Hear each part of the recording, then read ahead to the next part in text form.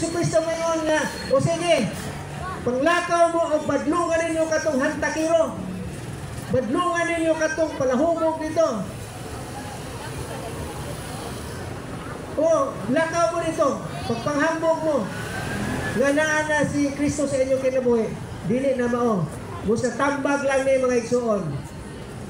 Kinanglan mag-sinful o yano rat ang pagkatao. Yano rat ang pagka-Kristohanon. Dili ta maghinambog. Dili ta magpagarbo. Kung dili masinugtanon. Papailumon. O, matinuon ka sa Ginoo. Kaya kung naana to na, way away, way kasumanay, way bisag unsa nga dili mayo nga atong mahiagoma. Busa mo kini na, timana nato maghigog maay kita sa usap-usa. Kay matod pa, God is love, ang Dios gugma. Why si bisan kinsa maka-define what is love? Pero kung atong buhaton ang paghigugma sa atong kaugalingon, masabta nato unsa di ay ang gugma ngadto sa atong isig ka tawo. No? Sayon ra ingnon gugma. Pero usahay na ay mingon nga gihigugma ko ikaw pero way batasan. Ang si San Pablo sa iyang sulat nito sa taga-Korinto ingon ang gugma dili bastos. Ang gugma dili bakakon. Ang gugma dili mapahimuslanon. Dili panamastamason. Dili manlaway ug sa parodiha mao kana ang gugma. Kaya yun siya nga sama lang unya ako sa piyang-piyang. Kana bang simbal? Kana bang og sa kisay nasuhitoan ng banda? Kanang murag plato nga hampakon og bunal? Iyon si Pablo, mahisama ako ng piyang-piyang. Kung wala ako'y gugma, sama ako na ng tambor. Hapakon lang og o siya murag kinumo niya mo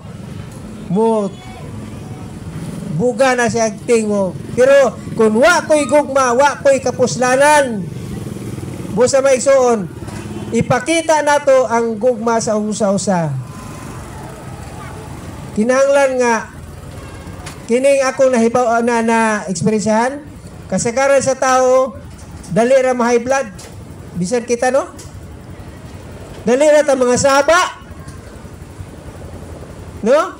Dali ra ta mo kurihir og tao nga lahi ra magkinurihian. No? Ang ato gyud ay nga buhaton kanang usa sa bunga sa gugma. Mao nga kinahanglan naa nato ang counseling.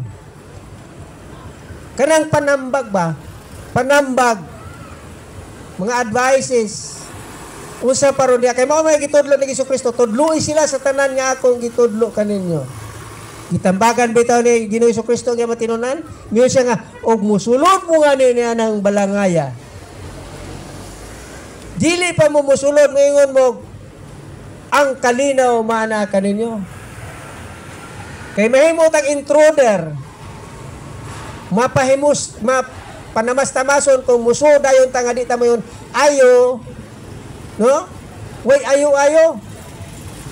Wa na itudlo ni Ginoong Jesucristo nga kinahanglan gyud do na gyud kitay pamatasan. Okay? Mo na ato sa values atong values about faith and moral. About sa pagtuo o pamatasan. Kay matod pa ni Ginoong Jesucristo diha sa pinadayag, why si bisan kinsang makasulod sa harian sa Dios nga sama sa iro. Baboy ba kahakon sa ro diha? Kung ang atong batasan muratag iro, mamaak lang disyo mahay blood lang kamay.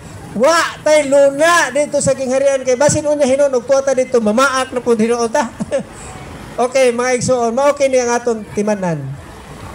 Let us educate ourselves.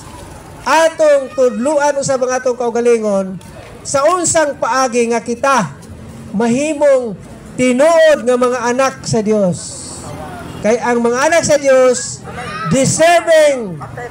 Okay, kini siya mao ang kani mga anak ka, mao ang angayan gayud magpuyo dito sa iyang gingharian. Salamat kayo mga igsuon ug may gabi atong hihatag kini sa atong maestro.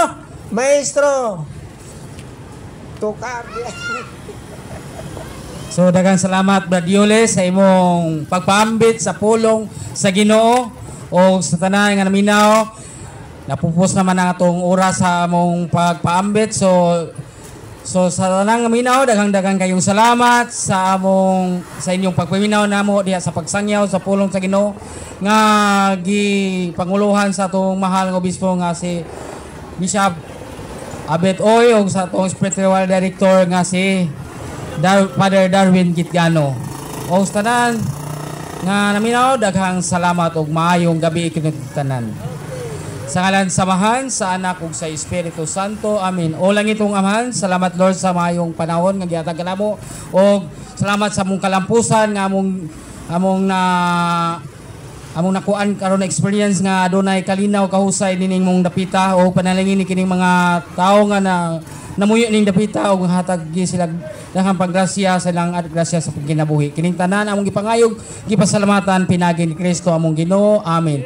Himaya samahan ug sa anak ug sa Espiritu Santo, maingon sa sinugdan karon sa gihapon sa mga katuigan nga tanan. Amen. Sa ngalan samahan sa anak ug sa Espiritu Santo. Amen.